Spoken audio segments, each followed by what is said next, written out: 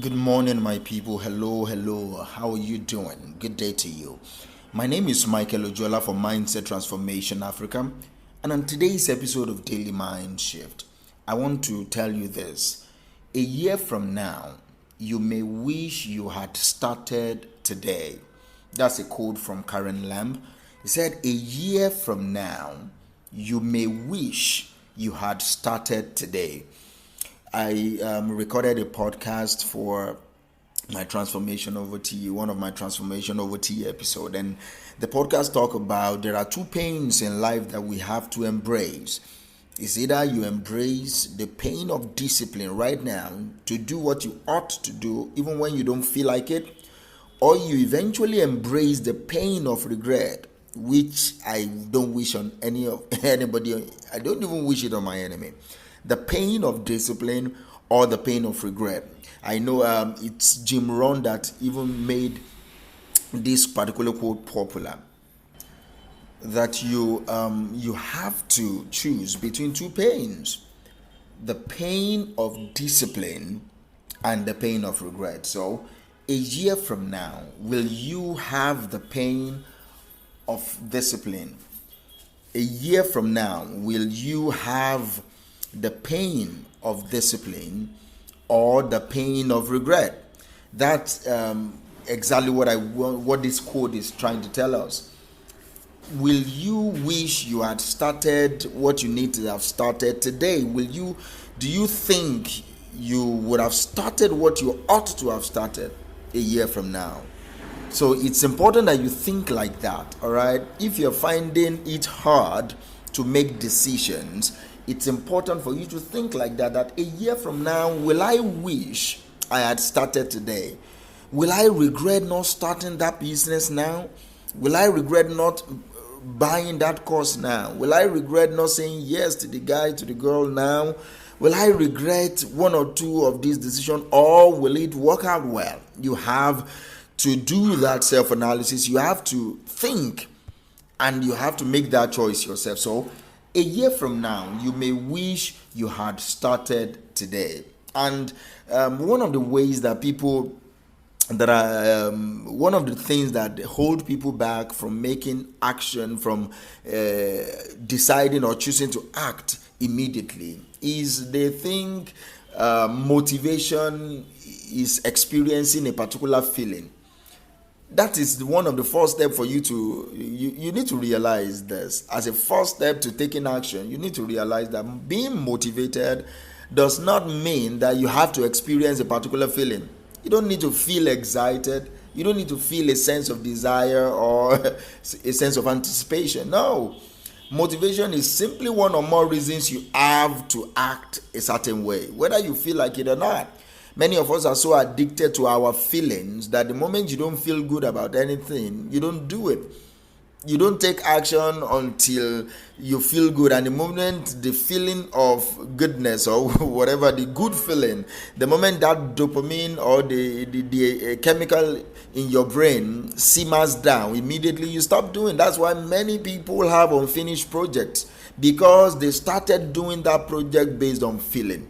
They did not do it because they ought to do it. They did not do it because they really want to do it. They did it because they felt they should do it. And I'm not against emotions here. I'm not against feeling good. It's even good when you feel good about one or two projects, but you cannot always rely on feeling good to do what you ought to do.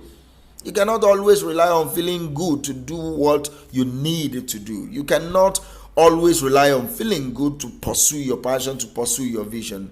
All right, so it's important for you to let yourself know that feeling is not an indication of motivation.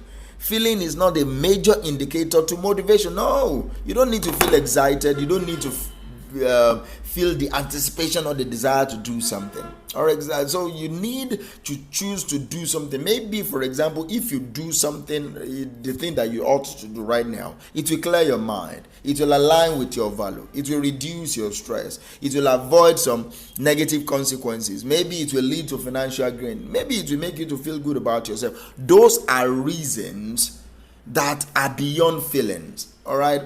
Maybe you're talking to yourself, for example, in your mind that I don't want to work out today, but if I do work out today, I will be much healthier tomorrow. I will be more healthier in the next 6 months. I will be much more healthier than I feel right now. I don't want to save today. I don't want to invest in this particular real estate opportunity today.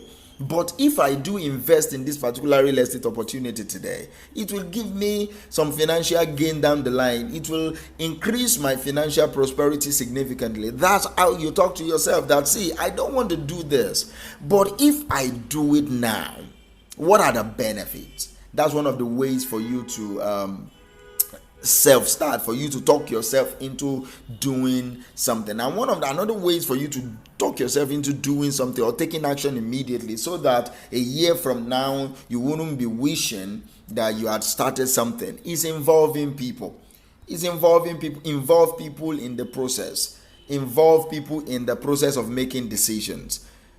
There is this thing called social pressure, and you can spin it. There is negative social pressure. We call it peer pressure, and especially when people are doing bad things, we say, oh, she's influenced by their peers and all that. But there is also positive peer pressure. There is positive social influence that can provide the impulse to get something done. Maybe you have an accountability partner, for example. You talk to that person that, see, I want to do this. Can you hold me accountable? I want to be waking up every day by 5 o'clock and do my rounds of jogging, some lappings here and there, some squatting. Can you hold me accountable? Maybe that person is your roommate, or maybe that person is your friend, your brother, anybody that can hold you accountable. Involving other people in the process of making decisions help you to make decisions almost immediately. All right, it gets you up immediately. And one of the ways also that you can kickstart, that you can self-start anything so that you will not regret it down the line, is have a set of action-taking methods, which involves pairing unpleasurable activities with pleasurable ones. You merge what you don't feel good about doing with what you feel good about doing. So you are priming your brain, you are priming your mind to associate pleasure with this type of activity. It is painful to go to the gym, but imagine that you love dancing, for example. You can turn a dance routine into a gym routine. That you play your favorite music as you jog around. You play your favorite music as you do the squat. You play your favorite music as you lift the weight and the dumbbell and all that. So associating unpleasurable activities with pleasurable ones boosts your overall mood. Do you understand that trick now?